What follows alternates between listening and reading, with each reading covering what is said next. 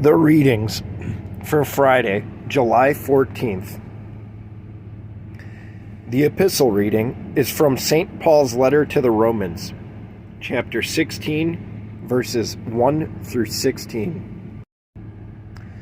I commend you to Phoebe, our sister, who is a servant of the church in Cenchrea, that you may receive her in the Lord in a manner worthy of the saints, and assist her in whatever business she has need of you.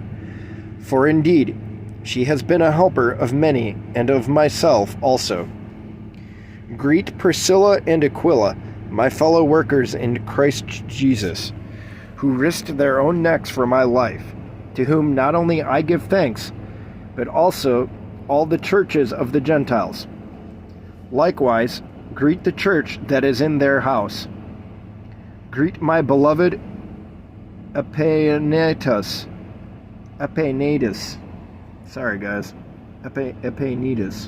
who is the firstfruits of Achaia to Christ. Greet Mary, who labored much for us. Greet Andronicus and Junia, my countrymen, and my fellow prisoners, who are of note among the apostles, who also were in Christ before me. Greet Amplias, my beloved in the Lord. Greet Urbanus, our fellow worker in Christ, and Stachys, my beloved. Greet Apelles, approved in Christ. Greet those who are of the household of Aristobulus. Greet Herodian, my countrymen. Greet those who are of the household of Narcissus, who are in the Lord. Greet Tryphena and Tryphosa, who have labored in the Lord. Greet the beloved Persis, who labored much in the Lord. Greet Rufus, chosen in the Lord, and his mother and mine. Greet Asyncritus, Phlegon, Hermas, Patrobas, Hermes, and the brethren who are with them. Greet Philologus and Julia, Nereus and his sister, and Olympus, and all the saints who are with them. Greet one another with a holy kiss. The churches of Christ greet you. Woo! What a reading today! Sorry, my guys, about butchering that to heckin' back. Yeah, no sense in me even trying to delete this and re-record. I'm not going to get any of these names right. I could do 50 takes at it. My apologies, guys. This was a tricky one for me today, but yeah, let's hit some footnotes from the Orthodox Study Bible. So for verses 1 and 2, Phoebe was a leading Christian woman who was both a deaconess. The word servant here is translated from deaconess, and involved in missionary work. St. John Chrysostom notes that Paul holds her in the highest esteem, as he names her first. Quote, he has added her rank by mentioning her being deaconess, and he recognizes her as being a saint. End quote. For verse 3, Priscilla and Aquila were a married couple, Jewish business people, and Paul's co-workers. See Acts chapter 18, verses 18 and 26. For verse 7, we know of no imprisonment of Paul in Corinth, where Romans was likely written.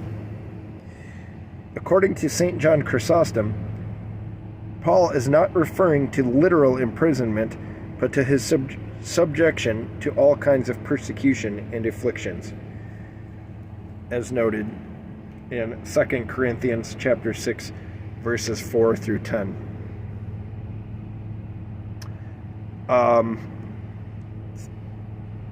Commentator side note here, I think it's plausible to say he was probably imprisoned. I don't know, why not? I mean, if anybody can have a good reason for why not, feel free to comment. I'll just trust the fathers on this one. He probably wasn't. I think St. John Chrysostom knows a little bit more than I do. But it is worth noting, though, that we don't know all the details of these early guys' lives, I think I was reading somewhere online that there was, now I'm going to misspeak here, unfortunately. I want to say Corinthians. There was like 4 epistles to the Corinthians, not just 2. The 2 we have are most likely his 2nd and 4th. That's what I think I read somewhere. I don't know how we're historically sure of that, but somebody online mentioned that in one of the first, quote-unquote, first letter to the Corinthians, St. Paul says, like, something to the effect of, in the last letter I wrote you, blah, blah, blah, blah, blah. We just don't have that. It's just lost to time forever. I am an infant when it comes to knowledge on stuff like this, so feel free to verify or just debunk any of this in the comments if you guys wish. I think it's possible that he was literally talking about, he was talking about literal imprisonment, but if St. John Chrysostom says most likely not, then, we'll go with that. And finally, for verses 17 through 19, so a few verses past what we read until today. Feel free to read up to verse 19 on your own, if you wish. It says, "Those who serve their own belly are either selfish people or those who caused divisions among dietary rules." See chapter 14, verses 1 through 6. The word simple, which is translated from akakos in Greek, from verses 18 and 19, does not mean unintelligent, but rather innocent, trusting, and truthful. The gospel reading is from the book of Matthew, chapter 13, verses 44 through 54. "Again, the kingdom of heaven is like treasure hidden in a field, which a man found and hid, and for joy over it he goes and sells all that he has and buys that field. Again, the kingdom of heaven is like a merchant seeking beautiful pearls, who, when he had found one pearl of great price, went and sold all that he had and bought it. Again, the kingdom of heaven is like a dragnet that was cast into the sea and gathered some of every kind, which, when it was full, they drew to shore, and they sat down and gathered the good into vessels, but threw the bad away. So it will be with the end of the age. The angels will come forth, separate the wicked from among the just, and cast them into the furnace of fire. There will be wailing and gnashing of teeth." Jesus said to them, "Have you understood all of these things?" They said to him, "Yes, Lord." Then he said to them, "Therefore, every scribe instructed concerning the kingdom of heaven is like a householder who brings out of his treasure things new and old." Now it came to pass, when Jesus had finished these parables, that he departed from there. When he had come to his own country, he taught them in their synagogue, so that they were astonished and said, "Where did this man get this wisdom and these mighty works?" All right, some footnotes from the Orthodox Study Bible. For verses 44 through 46, the parable of the treasure in a field illustrates those who unintentionally stumble onto Christ and his church, yet receive him with great eagerness. You can count me in that crowd. The parable of the pearl of great price illustrates those who have been searching in their hearts for him and finally find him and his church. The other pearls represent all the various teachings and philosophies of the world. These treasures are hidden in that they are neither recognized nor valued by those immersed in worldliness. In both parables, receiving the treasure requires that everything else must be sold. That is, a person must surrender all things in order to receive Christ. Yeah, that's the difficult. That's the hard work there. The life's work, really. It should be your life's work. To cast off everything, It's easier said than done. For verses 47 through 50. The image of the fishing net gathering the good and wicked together is similar to the parable of the wheat and the tares, as noted in verses 36 through 43. This parable further emphasizes that even those gathered into the church are subject to judgment. Yeah. Side note, narration here, but how many people can you think of off the top of your head that just confidently and passingly just say that they're going to heaven? Oh, well, when I go to heaven, blah, blah, blah, blah, blah.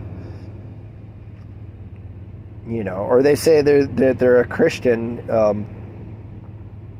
You don't ever remember seeing them go to church all that frequently, or having a prayer life, or let alone fasting or giving alms or anything like that. And if you were just to pick at it, just a little bit, they would just tell you, well, they're just a good person. So-and-so is just a good person, or they're just in a better place now. Yeah. This reading here informs us repeatedly. He doesn't say it once, as this footnote says. There's the parable of the fields, there's the parable of this, the fishing net here. There's Jesus himself saying, many people will say, Lord, Lord, when they get to the gates, if you will, and he will say, depart from me, I never knew you. People are going to go die and then claim to be Christians. He's going to be like, I never knew you. Get out of here. Something to think about. Not to poke fun at others. I say, how many people can you think of? Because I don't know about y'all, but for me, it's a lot. It's a lot that just... They were maybe baptized when they were a baby and they wear a cross, and so they're like, oh, they're good now.